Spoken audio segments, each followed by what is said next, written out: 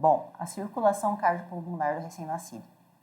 Vamos fazer essa transição do feto para a vida extrauterina. É um assunto que muitas vezes assusta, mas eu vou tentar explicar da forma mais simples possível. Bom, esse sangue vai vir oxigenado ali diretamente da placenta. Então, ele vai vir pela placenta, vai adentrar ali na circulação fetal por meio da veia umbilical. Vai estar passando ali pelo fígado. Mas o fígado do bebê, naquele momento, não tem uma função fisiológica tão ativa. Então, passando pelo fígado, a gente vai ter ali o ducto venoso, onde vai fazer com que aquele sangue ascenda pela veia cava inferior. Ascendeu pela veia cava inferior, vai desembocar onde?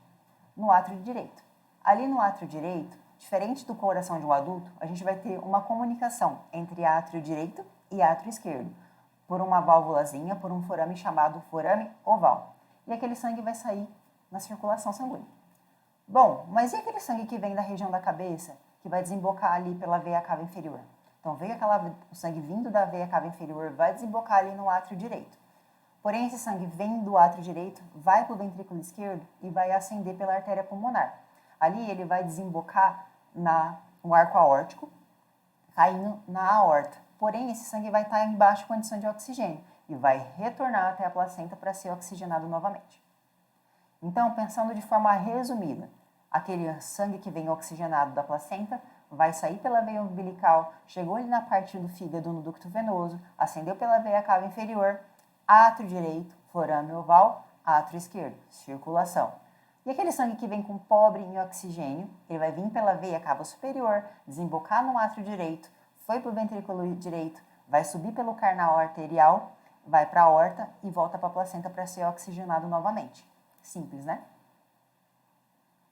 Bom, aquilo era o que estava acontecendo dentro da barriga da mamãe. Mas e agora que ele saiu pela essa vida extrauterina? Agora a gente vai ter aquele oxigênio, tendo a necessidade do bebê estar respirando. O que vai acontecer? Por conta do próprio estresse do parto, a gente vai ter a saída daquele bebê e vai acontecer o seguinte. Lembra aquele canal que a gente tinha, o forame oval, que fazia essa comunicação entre o átrio direito e o átrio esquerdo? Ele precisa se fechar, para que a gente evite o efluxo de sangue. Então, a gente tem como primeiro fator o fechamento daquele forame oval. Vamos relembrar um pouquinho do que acontecia com o sangue pobre em oxigênio. Ele vinha da veia cava superior, átrio direito, ventrículo direito, do canal arterial, aorta e para a placenta para ser oxigenado novamente. Por conta de uma diferença de pressão, por que acontece? Agora vai entrar em ação os pulmões. Eles vão precisar trabalhar. E aí, por conta dessa diferença de pressão, o canal arterial vai, consequentemente, de acordo de algumas horas, ele vai se fechando, acontecendo uma vasoconstrição. Preparo para assistência na sala de parto. O que é importante, tá ali separadinho, de forma adequada, para estar realizando aquele parto. A gente precisa disponibilizar os materiais de atendimento. Então, tudo aquilo que for necessário para ser realizado aquele parto deve já ser previamente separado, disponibilizado para que ocorra aquele atendimento.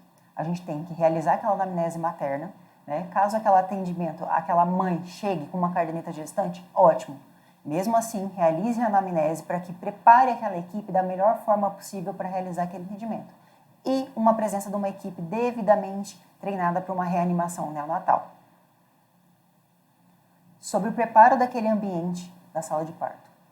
Bom, a sala deve devidamente estar preparada para estar recebendo aquela gestante para aquele momento.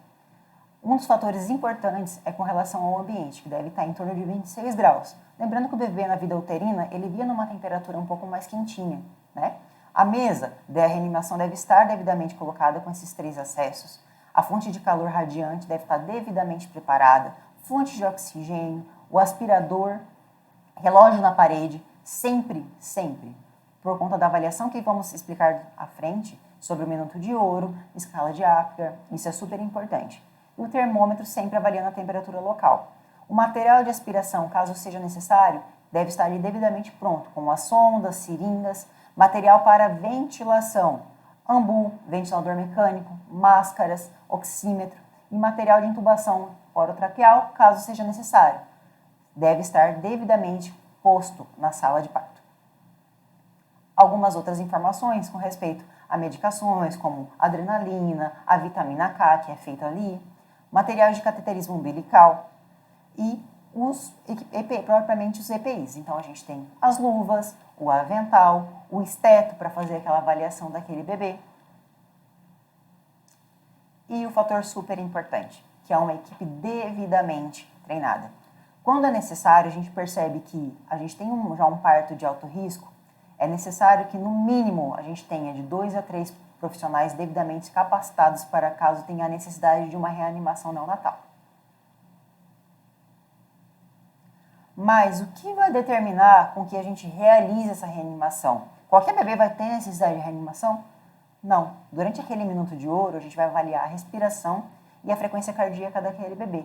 Isso vai determinar com que ele tenha necessidade ou não de uma reanimação. Fatores importantes que também a gente precisa considerar é com relação à saturação desse RN. Ela tem uma diferença com relação ao passar desses minutos. Então, no momento que o bebê nasceu, aquela saturação ela deve estar em torno de 70% a 80% naqueles primeiros 5 minutos. Passando de 5 a 10 minutos, a saturação fica em torno de 80% a 90%. E a partir dos 10 minutos, a gente chega de 85% a 95%. Agora, realizei o parto.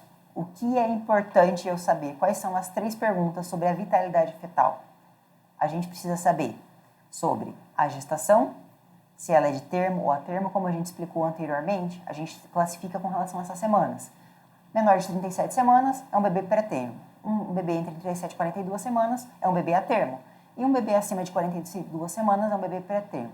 Aquele bebê, ele nasceu, ele está respirando ou está chorando? E com relação ao tônus muscular, aquele bebê responde ou ele está muito prostrado? A gente vê que ele está bem molinho? São os 3 fatores essenciais para saber. Quais são as 3 perguntas de ouro?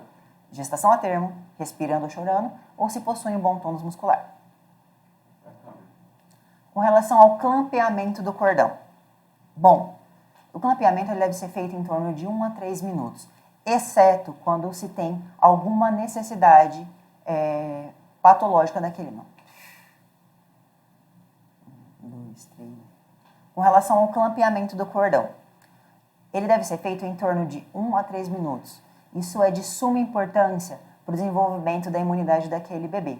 Ele deve ser feito após total extração da cavidade uterina e ele pode ser feito se acaso a gente tiver um parto normal, ali na região do abdômen da mamãe. Mas se acaso a gente tem um parto cesáreo, onde ocorre aquele corte, a gente coloca aquele bebê no tórax. Ocorreu o nascimento. Agora, o que eu preciso fazer? O bebê nasceu, vamos fazer naquele primeiro minuto, as 3 perguntas. Essa gestação era de termo? O bebê está chorando? Está respirando? Ele possui um bom tônus muscular? Respondeu 5 a 6 perguntas, o que eu vou fazer? Eu vou colocar aquele bebê em contato com a pele da mãe. Eu preciso cuidar também com a temperatura, como foi feito anterior. Aquele ambiente deve estar em torno de 23 a 26 graus. E eu vou começar a limpar aquele bebê, ali em cima da mãe mesmo.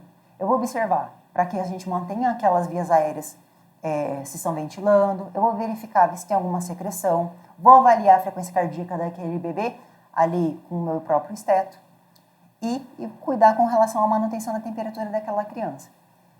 É interessante a gente saber que ali a gente tem a amamentação na primeira hora pós-parto.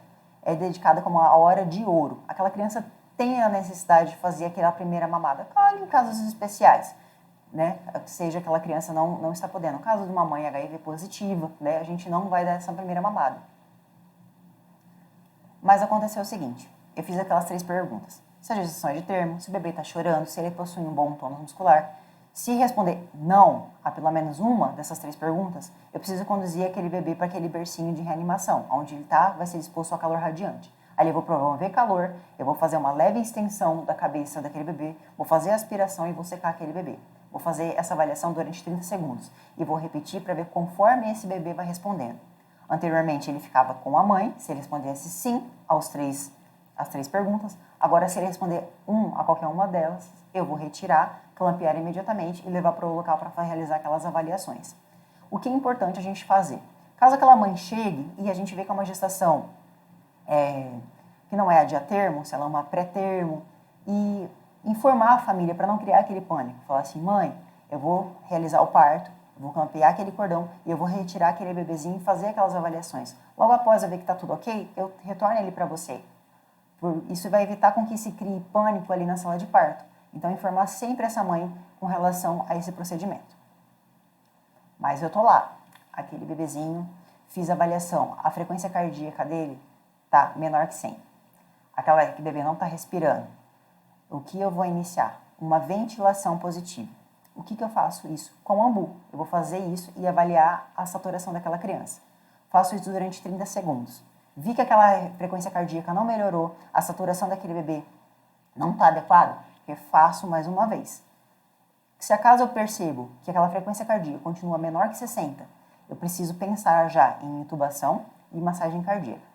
Mas fui lá, tirei aquele bebê da mamãe, fiz a avaliação daquela frequência cardíaca, ela continua menor que 100, fiz a ausculta nesses primeiros 30 segundos, porém aquele bebê tem uma melhora. Eu pego aquela criança e retorno para a mãe para fazer aquele contato. Mas a gente precisa entender 2 pontos importantes para seguir em frente. O que é a necessidade de reanimação e o que é o score de Apgar.